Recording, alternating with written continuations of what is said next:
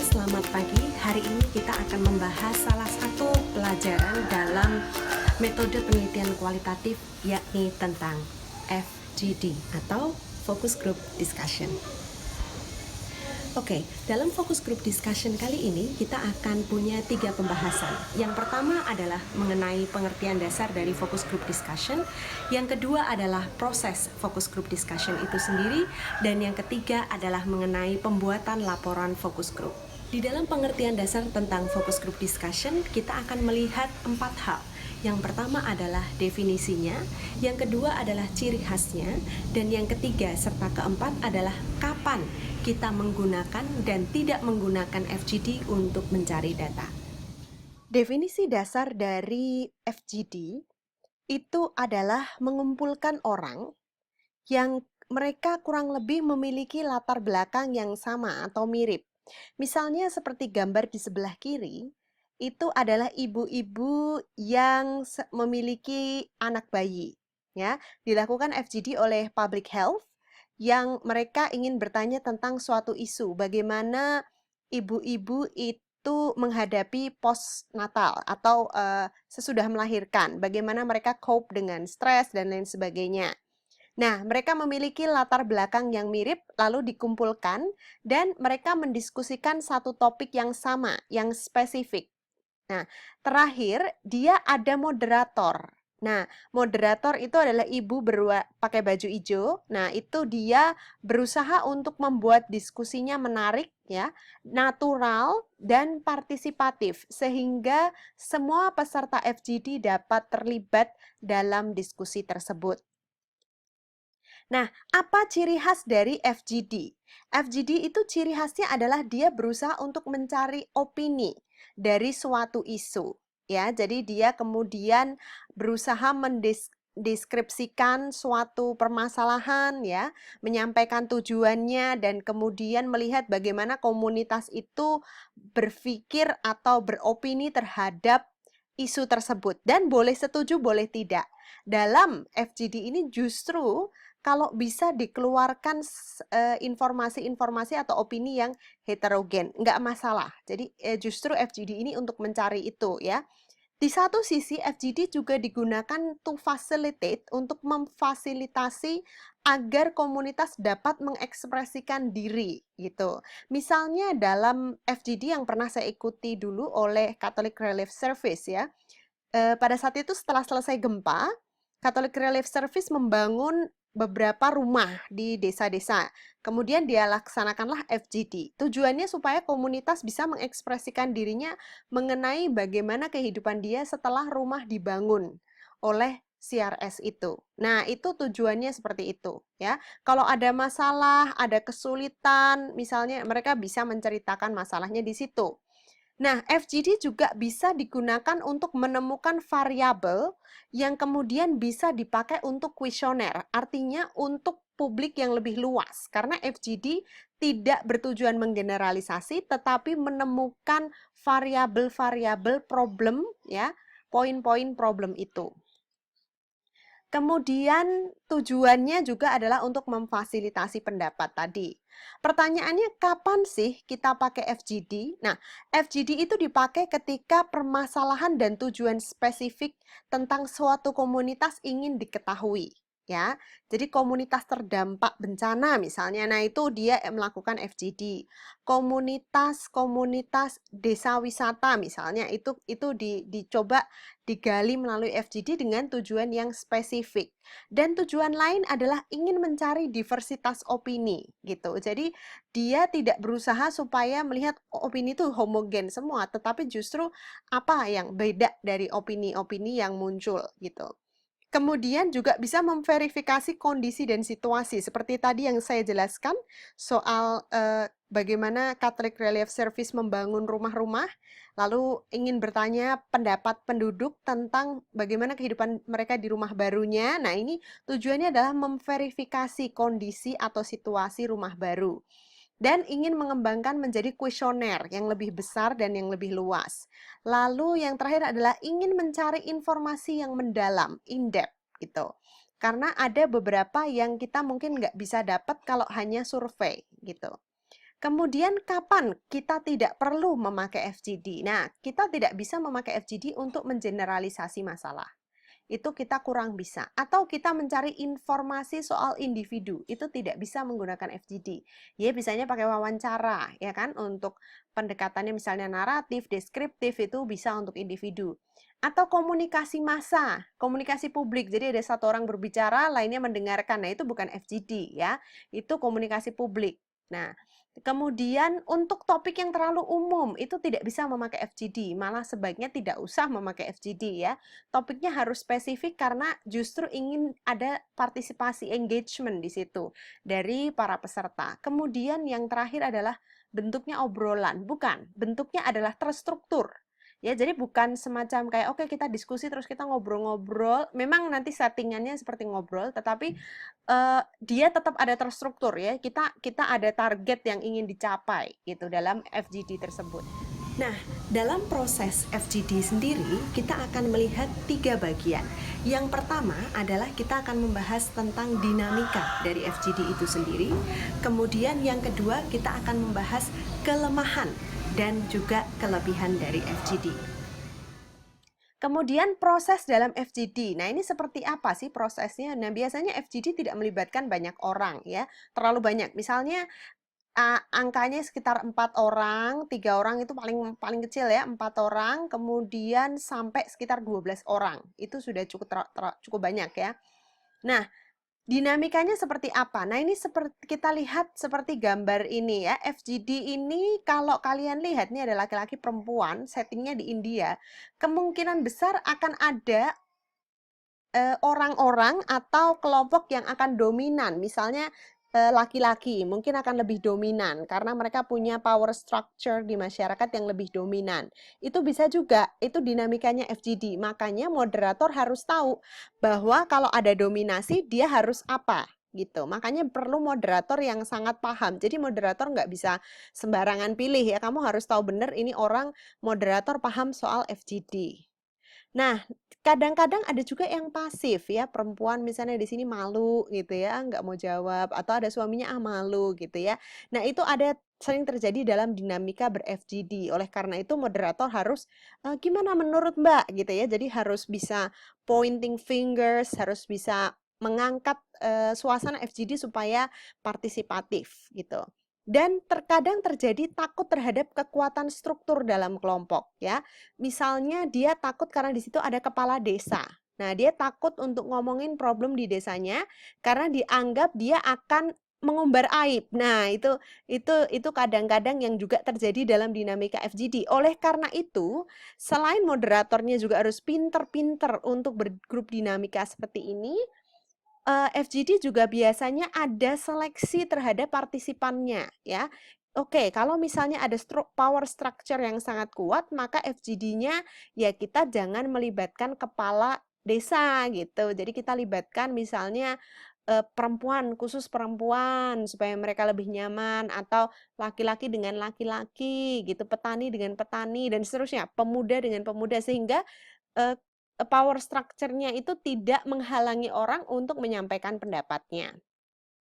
Nah, dinamika yang lain moderatornya kurang cakap. Nah, oleh karena itu kalau Anda peneliti dan Anda ingin menggunakan FGD, maka moderatornya harus dicari orang yang cakap dalam dinamika grup.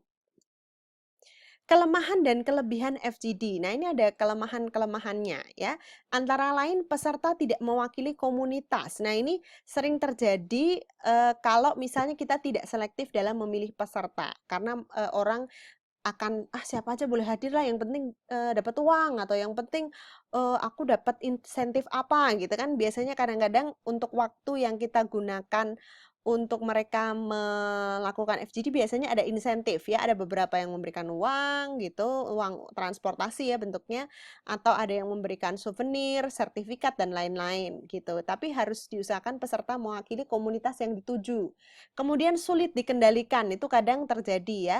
Dan ada moderator juga yang kadang-kadang terlalu dominan, sehingga moderator bukannya membuat orang menyampaikan pendapat, tetapi menyampaikan pendapatnya sendiri dalam forum FGD. Nah, itu kurang tepat. Nah, FGD juga nggak ada statistik ya, cenderung dia tidak memakai statistik, tetapi dia bisa menggambarkan cuma kurang bisa memakai statistik. Kelebihan FGD datanya kaya. Ya, dia dapat menjaring opini komunitas dan komunitas bisa berpartisipasi pada satu isu pokok. Kadang-kadang dalam rapat-rapat komunitas itu mereka akan isunya banyak, agendanya banyak. Nah, FGD ini membantu mereka untuk berpikir tentang satu topik atau fokus pada satu topik yang menjadi isu di komunitas tersebut. Dan yang terakhir adalah pengambil kebijakan itu biasa sekali menggunakan FGD karena menurut mereka ini bisa membantu mereka memperoleh perspektif yang tepat dari kelompok yang terdampak kebijakan. Nah, ini jadi ini salah satu kelebihan dari FGD. Makanya sering sekali mungkin kalian pernah dengar ada FGD dari yang diselenggarakan oleh pemerintah A, pemerintah B, pemerintah C, DPR, apa segala macam. Nah, itu karena salah satunya adalah ini ya. Dan terakhir murah dan waktunya efisien. Sekali FGD, kamu bisa mendapatkan begitu banyak data dari berbagai macam orang, lapisan masyarakat yang ingin kamu tuju. Nah, itu jadi termasuk hitungannya murah karena waktunya 1 hari selesai gitu. Kemudian ini saya coba sharing FGD yang saya laksanakan di Jepang dan di Indonesia. Link dari riset ini ada di bawah. Ini adalah tentang bagaimana pemuda-pemuda yang aktif dalam grup-grup atau kelompok-kelompok kemahasiswaan, bagaimana mereka terlibat secara online, ya, terlibat politik secara online. Tapi saya ingin menggunakan FGD dengan teman-teman di sekitar daerah Kansai area, ya, beberapa universitas seperti Kansai Gaidai dan Okayama University. Kemudian di Indonesia juga ada beberapa yang di Yogyakarta. Nah, ini saya ingin melihat bagaimana mereka menggambarkan diri mereka, ya, apakah mereka silent majority, apakah mereka aktif, apakah mereka skeptical, atau mereka optimistic. Nah, saya membuat kuadran, lalu saya melihat penempatan orang-orang ini menempatkan diri mereka.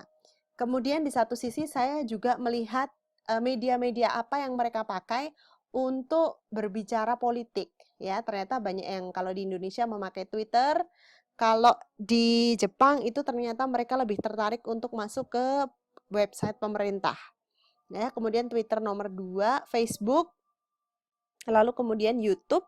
Nah, di Jepang itu ada satu lagi media sosial lain yang tidak kita pakai di Indonesia. Nah, ini ada. Jadi ada dinamika di sini. Nah, ini contoh aja bagaimana kita melaporkan FGD, ya. Tapi ini cuma contoh aja. Berikutnya, yang terakhir adalah pembuatan laporan. Bagaimana cara kita membuat laporan dalam FGD? Ada 2 hal yang penting, yakni yang pertama adalah persiapan dan perlengkapan, dan yang kedua adalah analisa data. Nah, bagaimana cara kita melaporkan FGD? Nah, ini saya ambil dari Question Pro, how a focus group works, ya. Pertama jelas itu adalah menentukan sebelah kanan warna orange itu ya. Nah, ini dia menentukan topik dan tujuan dari fokus grup ini. Ya, untuk apa kita melakukan fokus grup dan topiknya apa secara spesifik ya. Apakah tadi misalnya kita akan melihat how your life after the earthquake, misalnya itu. Atau kemudian youth political online participation, misalnya seperti itu ya. Kemudian yang kedua adalah mengidentifikasi siapa peserta yang potensial. Nah, di sini sangat penting untuk kita tahu grup-grup itu ya, komunitas-komunitas itu. Kemudian kita mempersiapkan guide-nya, FGD guide-nya, kemudian kita melakukan briefing kepada moderator, dan mengoutline focus group questions ya. Pertanyaan kalian mungkin, boleh nggak sih kita sendiri yang jadi moderator? Boleh. Tapi apakah kalian bisa untuk sebagai moderator sekaligus sebagai yang mencatat, notulen, sekaligus kalian membuat field notes gitu? Bisa nggak? Kalau bisa nggak masalah. Tapi kalau misalnya nggak bisa, memang cenderung ada peneliti sendiri, kemudian FGD ada moderator sendiri. Apalagi kalau jumlahnya banyak, lebih dari 4 ya, misalnya 10 gitu, wah konsentrasinya buyar, karena jadi moderator sendiri aja udah sulit gitu. Kemudian memilih lokasi untuk FGD. Nah, ini harus tempat-tempat yang mereka nyaman, mereka biasa berkumpul. dan kita merekrut orang-orang, merekrut partisipan di sini ya. Dan siapa yang akan memperoleh insentif dalam FGD tersebut. Kemudian kita melaksanakan FGD sekitar 90 sampai 2 jam ya. Jadi agak lama memang. Kemudian terakhir adalah menganalisa sesinya, kemudian membuat laporan tertulis maupun laporan berupa presentasi. Oke, ini persiapannya ya. Mungkin kalian bisa lihat foto di sebelah kanan. Itu ada perempuan memakai flip chart dan memakai sticker notes ya. Sticky notes itu biasa dipakai dalam FGD untuk mengidentifikasi tadi ya topik-topik atau kata kunci yang muncul dan untuk memancing peserta supaya mereka bisa terlibat dalam diskusi gitu. Nah, tapi awal-awal tentu kita harus menjelaskan tadi maksud dan tujuan kita mengadakan FGD ini kepada para peserta sehingga mereka tahu oh kita suruh diskusi apa. Kemudian minta mereka kita juga harus menjelaskan topiknya apa. Topik yang mau kita cari tahu itu tentang apa. Lalu kita juga menjelaskan tata cara FGD ya. Jadi aturannya seperti apa, moderatornya bertindak seperti apa. Ya, kemudian kita juga berusaha menciptakan suasana yang kondusif tadi dengan moderatornya nggak galak, bahasanya jelas gitu ya. Itu perlu juga. Kemudian mengelola dinamika kelompok. Kalau ada yang dominan harus seperti apa, kalau ada yang pasif harus seperti apa, kalau malah berubah jadi perdebatan yang sangat pelik itu harus seperti apa. Nah, itu dinamika kelompoknya kita harus aware dengan itu ya. Kemudian kita harus memperhatikan gestur tubuh juga gitu. Siapa? Ya peserta FGD harus kita perhatikan kalau mereka mulai ngantuk, ya kan? Mereka mulai bosen atau apa. Nah, itu kita harus bisa melihat situasi dan kondisi. Dan moderator terutama maupun peneliti harus bisa mengendalikan waktu, jangan kelamaan, jangan terlalu pendek juga gitu. Itu penting. Nah, ini yang flip chart atau sticky notes ini adalah bagian mempersiapkan logistik dan alat tulis. Ini adalah bagian dari FGD tadi ya. Kemudian kita juga perlu mempertimbangkan pemilihan peserta tadi dari sisi profil, siapa mereka dan siapa yang akan kita undang. Nah, ini analisisnya. Nah, kita masuk ke analisis, gimana cara menganalisis FGD? Ini kan datanya pasti banyak banget. Nah, flip chart atau catatan-catatan dari peserta melalui sticky notes tadi ya, dikumpulkan, kemudian kalian petakan ya. Kalian lihat, waduh ini data banyak sekali. Apa polanya? Nah, pola ini juga bisa kalian dapatkan ketika kalian mendengarkan proses diskusinya gitu. Akan ada pola-pola pendapat ya, pendapat tersebut akan terpola. Nah, kalian sebagai peneliti bisa melihat kalau kalian bukan moderator. Tapi kalau kalian moderator ya mungkin harus melihat polanya setelah itu gitu ya. Nah, pola itu diambil dari data mentah. Data mentahnya berupa tadi sticky notes tadi, transkrip ya, atau kalian mencatat prosesnya seperti apa. Bisa juga pakai video, pakai rekaman suara ya, dicek lagi rekamannya seperti apa, videonya seperti apa ya. Kemudian kalian bisa mengambil tema yang terpola tadi. Ada beberapa yang menggunakan NVivo atau semacam software untuk mencari pola ya. Jadi kemudian semua ini ditranskrip lalu kemudian dimasukin software itu kemudian ada polanya muncul gitu. Dan biasanya polanya banyak. Jadi akhirnya kita harus memilih mana pola-pola yang menarik untuk di-present gitu ya. Ada juga yang melakukan klasifikasi data dulu. Jadi oke, ini kita ngomongin topik ini. Oke, topik ini polanya apa sih? Nah, seperti itu. Ada yang melakukan clustering gitu. Clustering itu tadi berdasarkan topik-topik tadi, mana topik-topik yang paling dominan, paling sparking discussion mana. Nah, itu di cluster jadi satu. Nah, setelah itu melakukan triangulasi. Nah, triangulasi itu adalah misalnya pada suatu pola atau suatu tema misalnya tentang tadi ya, keterlibatan mahasiswa, kita akan melakukan triangulasi dengan melihat berapa orang sih yang ngomong bahwa mereka memakai Facebook. Nah, ini ngomong 1, 2, 3, 4, 5, oh ada 4 orang di Indonesia dan ada 8 orang di Jepang. Oke, mereka ngomong apa nih dari orang-orang itu? Nah, kemudian itu adalah berupa triangulasinya, gitu.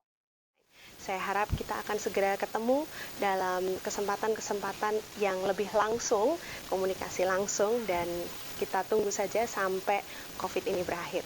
Tapi kita tetap semangat. Salam tangguh. Sampai jumpa.